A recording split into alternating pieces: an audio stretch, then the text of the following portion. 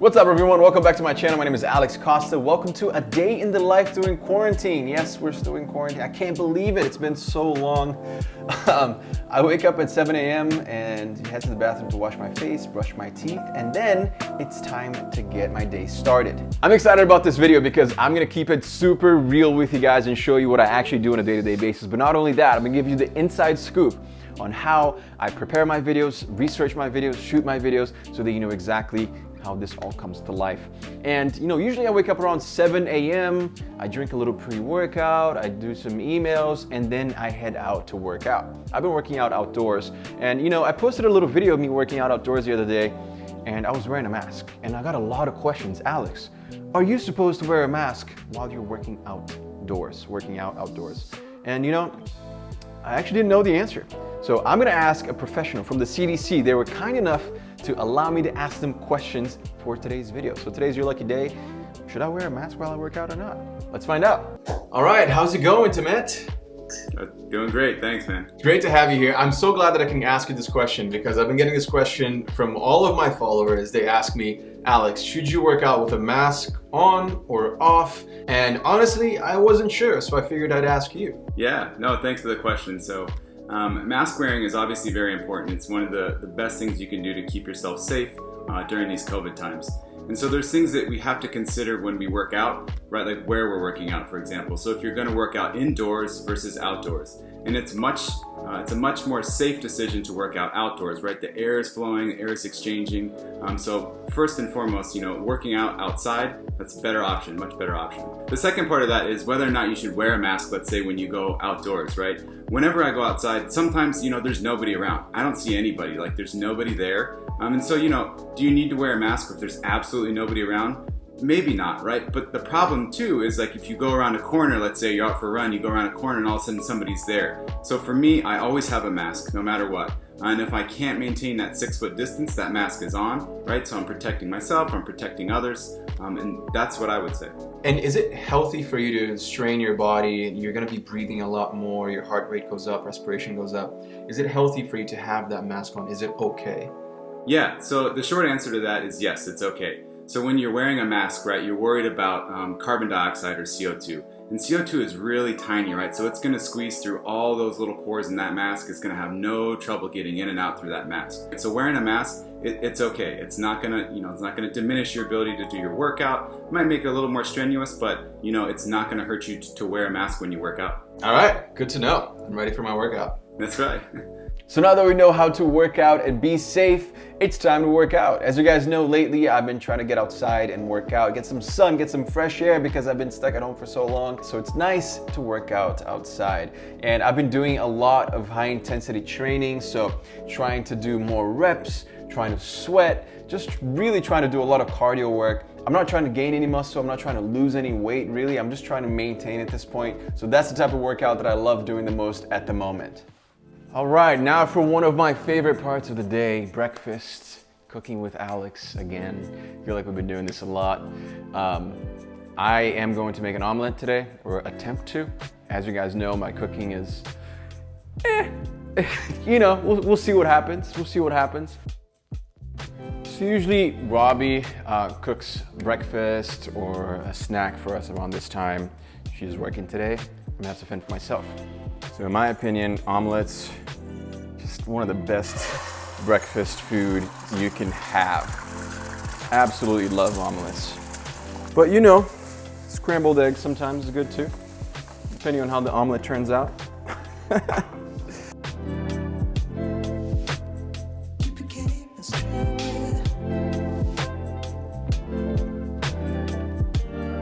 Voila, we got ourselves an, kind of an omelet, but healthy. I didn't have it. I usually put turkey in it. I didn't have any turkey today.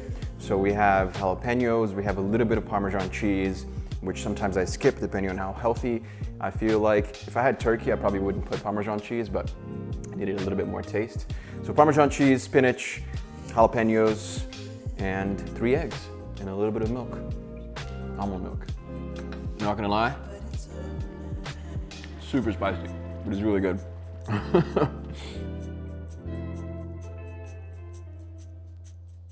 All right, and now of course, coffee because it's time to get my work started. And I've been drinking coffee for about 3 years now. I actually started recently. When I bought this machine is when I started drinking coffee. And man, I'm absolutely addicted, guys. Not gonna lie. I buy all these different pods. I have some from Starbucks, some from Nespresso. And then recently I actually just found these from Amazon. So much cheaper. It's like 11 bucks for 50 of them. And that's what I'm having today. It tastes very similar to the other ones. I can't really tell that there's a difference. So guys, I just got this last week. This is a milk frother. I'm experimenting with my coffee. Like I said, I definitely enjoy coffee and I want to make sure that I'm trying new things. So this is almond milk. You froth it, it heats up the milk as you can see, and it makes it nice and foamy. I'll show you guys. Look at that. So you can make beautiful coffee with this. Nice latte. So good. All right, let's get this day started, boys. So after breakfast, this is the time where I get my work started. And for you guys that don't know, obviously full-time YouTuber, I have my brands like the Inner Circle, Forte Series, which is my hair care brand. And you know, I have a lot going on for 2021 as well, so keep your eyes peeled because there's other brands being launched. Hopefully, if everything goes according to plan in 2021. But today is actually a special day because before I start working, I'm gonna buy some tickets to go see my mom in Florida for Christmas. I'm very excited to see her. I definitely miss her. But before I do that, is it safe to see your family this holiday season because of what's happening outside?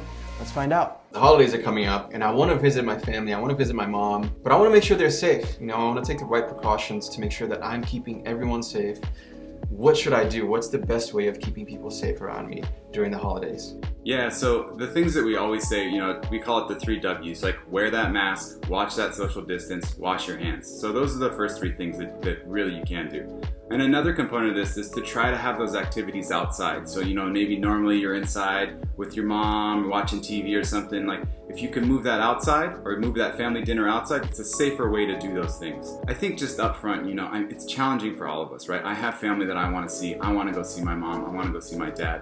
And a lot of that needs to be conversation with your parents as well too, right? Like, are they okay with you coming to visit? Are you both okay with this? Because it is putting them at a risk. You see this as your family, and your family's not going to hurt you, right? You love your family, they love you, but the thing is this is a virus, and it's just going to take an opportunity. And so if you give it an opportunity, it's going to infect whoever it can. And so really the safest thing to do, again, wear that mask, wash those hands, social distance, and make sure that you can keep these situations as safe as possible. I had COVID-19 at the end of June. And it wasn't good. I felt horrible, you know, and I had it with my girlfriend, so we were both at home. We felt very yucky for like 2 weeks, basically. I wanted to ask you, is it possible for me to catch it again? Can I get it again if I'm not careful? What I'll say up front is that this is a new virus, right? And we're learning new things every single day. Sometimes things change from week to week. So it's challenging for us as well. And the short answer to the question is, yes, there is a possibility that you can be reinfected. There are examples of this. It is rare. Right? And so then you start to ask yourself these questions, you know, well, what does that look like? When can I get reinfected? How could I get reinfected? Can I spread it to others? And those are types of questions that we just don't have an answer to. So we kind of fall back on our core messaging here. And again, that's wearing that mask, watching that social distance and washing those hands. And that's just to make sure that the people that we love, that we're seeing around the holidays are as safe as we possibly can keep them. So really it's ensuring that being aware that yeah, you can get reinfected. So we're gonna go from LAX to Tampa. And yes, I do have 834,000 miles available. Traveled a lot over the past couple of years and accumulated a lot of miles. And I haven't really used them that much, to be honest with you. I usually just purchase the tickets, but I'm gonna start, I don't wanna use them for like a typical travel, like, you know, go to see my mom. I wanna use them for like something cool and exciting, go to Europe or something like that, something different. So that's what I'm kinda like holding onto those miles for. $300 for a round trip ticket from LA to Florida. And I'm booking on American Airlines, which is usually what I fly. And I know they keep the planes super clean. They have new filters and whatnot. So I'm excited, and let's get this purchased. All done. All right, I'm gonna call my mom and let her know because I think she's gonna be very excited. All right, let's see what she's up to. Oi, mãe. Tudo bem? Tudo? Tudo bem. Comprei passagem pra te ver, tá? Ai, que bom. Eu vou aí dia 22 ou dia 27 passar o Natal com vocês. Tá bonita, passou até batom. É batom, porque com máscara não dá pra ficar usando batom. Então, quando tô sem máscara, eu tenho que usar batom. Aqui em casa. Quer morder, So cute. I'm trying to talk to my mom every other day, every 3 days max. You know, she lives in Florida, I live in Los Angeles. So there's a 3-hour difference. Sometimes by the time I think about calling her, it's already like 7 p.m. my time after dinner, and she's sleeping, so I don't, so we miss each other. But you know, it's something that I definitely recommend you guys do as much as possible, especially now that you can't really see them in person. Try to call them, FaceTime them, you know, whether it's your family or your friends, just your loved ones, to stay connected. And now that I did that, I am going to start my YouTube work. Now, this is something that I haven't really shared with you guys as much as I'd like. You know, I've shared a video in the inner circle about how I create my videos, the whole process from beginning to end. And it's a full like 30-minute video. Obviously, I'm not gonna do that today, but I'm gonna show you from beginning to end what I do in terms of creating my YouTube videos, how I go about researching and all that. So let's get started, let me show you. So as you can see here, I've created this master list, this spreadsheet, and in this list, I keep a lot of video ideas. And I used to be very organized in terms of the green ones I've already done, the yellow ones I'm working on. I don't really do that anymore, but this is just more of, if I'm feeling stuck, if I'm not really feeling creative and I don't feel like I know what I want to do on my channel, and it happens sometimes, you know, I post 4 videos a week, so this definitely happens. I come to this list and I'm like, man, what can I do? I need inspiration, right? So I come to this list and I've actually listed them in different columns. So the first column is hair, and then fashion, grooming, self-help, you know, videos that I can talk about forte in. And there's another sheet here as well. And this is where actually my brother throws some ideas, so he adds them here as well. So I always try to bring new ideas into this spreadsheet so that I can be inspired, you know, so that I can be like, cool, like this is what I need to do. So this is where I start if I'm feeling not very creative. I pull a list from here, a video from here. So let's say it's 10 things you need to do by the age of 30. And then the next step would be to do some research, right? So I'll probably just start a new sheet here, a new document. So I'll start this, 10 things you need to do before 30s, before your 30s, something like that. This is just a, you know, a TBD title. It's just a work in progress. I might call this something else later on, like 10 things you have to do in your 20s, 10 things you have to do by the time you're 30, something like that. So I'll play around with those words a little bit depending on the title that I'm going to end up with. And over here, what I do is basically I take these yellow stripes, right? And within these yellow stripes, I will add each of the tips. So if there's gonna be 10, this is gonna be number 1, number 2, number 3, etc., all the way to 10. And within these yellow stripes here, I will say, number 1, save up for a rainy day, right? Save money for a rainy day. And I'll play around with these titles and try to figure out the best way that I can teach you to save some cash, to have some funds available, because by the time you're 30, you know, you should be at a point in your life where you have a little bit of cash in your back pocket just in case something happens, you know, in case you get a huge medical bill, who knows, knock on wood, right? But you need these things in your life. So I will add a bunch of these tips here that I know from personal experience, because I am in my 30s. And then I'll also do research and try to figure out what the best things are being, you know, the best tips are from pulling them from online resources. And that's how I start my scripting process. I don't script all of my videos word for word because that is so time consuming. It's extremely time consuming. It would take about 2 to 3 hours just to script a video, right? But I do try to at least have really good bullet points because, guys, I'm a perfectionist. I want to make sure that I'm giving you guys only the best information possible. And that's when this comes in handy. So having this to look back at when I'm shooting my videos is an incredible resource that I can use to give you guys the best information I can give you. All right, now that I have my script pretty much ready, I know my bullet points, I know what I want to say, I know what I want to teach you guys, it is time to get shooting. So let's chug this coffee because I need plenty of energy to shoot these videos, and let's get started. So this is my equipment. You know, basically what I do is I put that script on this iPad and I can refer to it if I want to, put it right here. And as you guys know, this is the place where I shoot. It's very convenient. You know, I go from there to right here. If you guys notice in my videos, there's a light behind me that feels kind of like behind me here, and it's this little light. Boom. And just to give you guys a behind the scenes, this is very behind the scenes, but this is actually a paper, like I don't even know, like some type of like plastic that I bought on Amazon for very, very cheap. And I literally just taped it to the wall, you know, because I wasn't sure if I was gonna like it or not. So I do like it. I think I'll probably end up changing it at some point because I get bored of my background very easily because I shoot so many videos here. So I turn these on. This is too bright, bring it down one. And this is usually where I stand, right? This is where I have my videos a little bit closer because as you can see, the mic is right here. I just invested into this mic recently. I was using a lapel mic for the longest time. But when you talk about fashion, you know, it just doesn't look as good, doesn't look as clean. So I like this right here.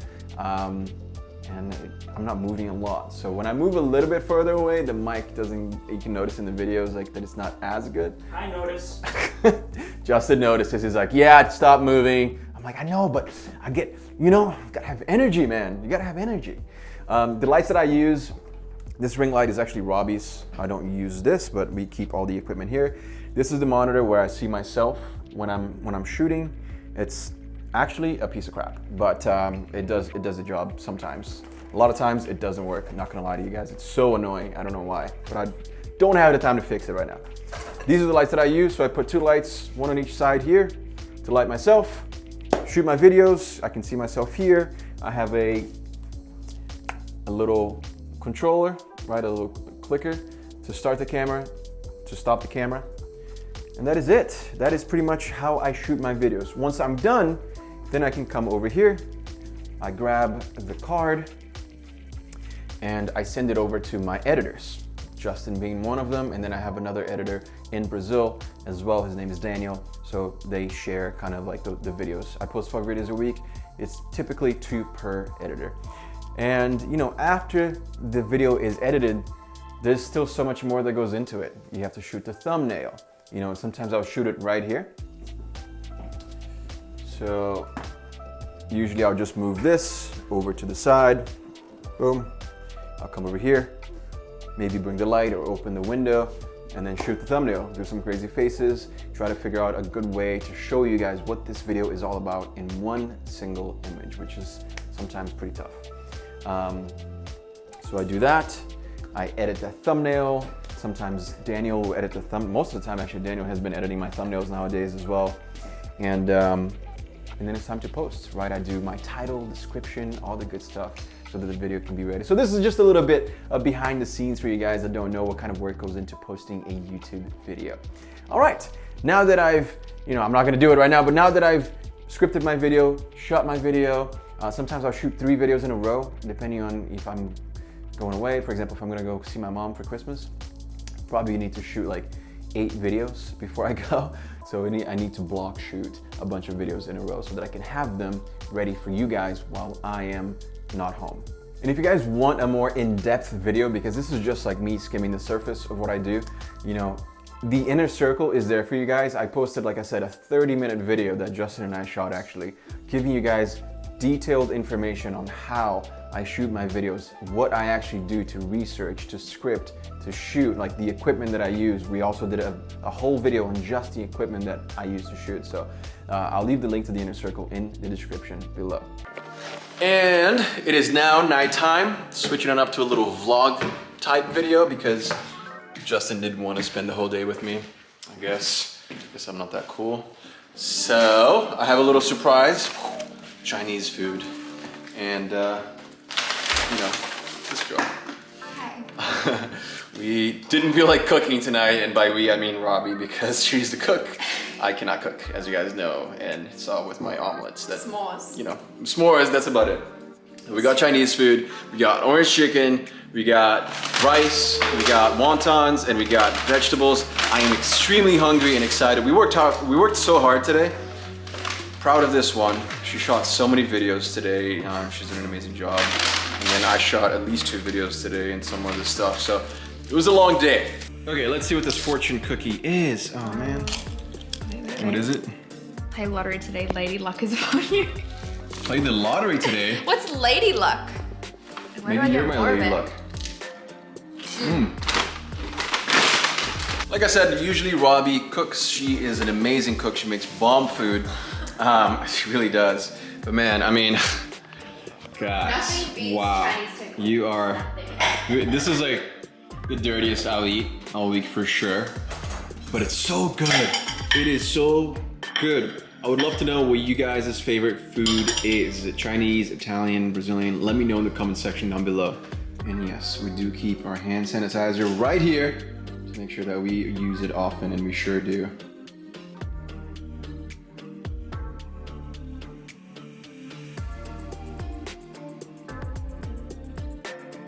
Wow, that food was absolutely phenomenal. We are so full. So much leftovers. We ate so much, but it was amazing. Now, obviously tonight, what we're gonna do is probably hang out here, chill, watch some Netflix. Eat some more.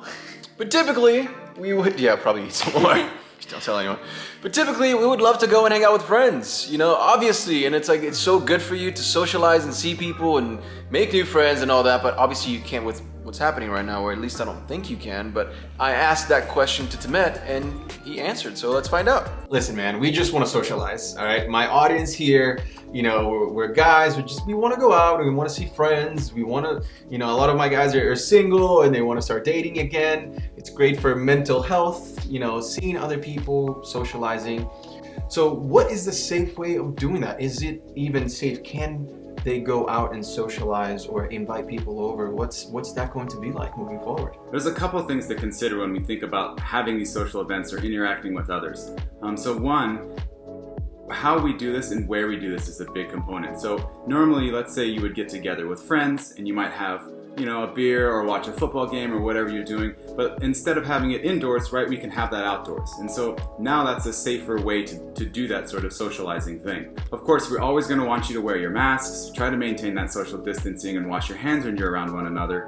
But again, if you're outside, that's a safer. If you have to do it inside, right, there's some steps we can do to improve safety inside, right?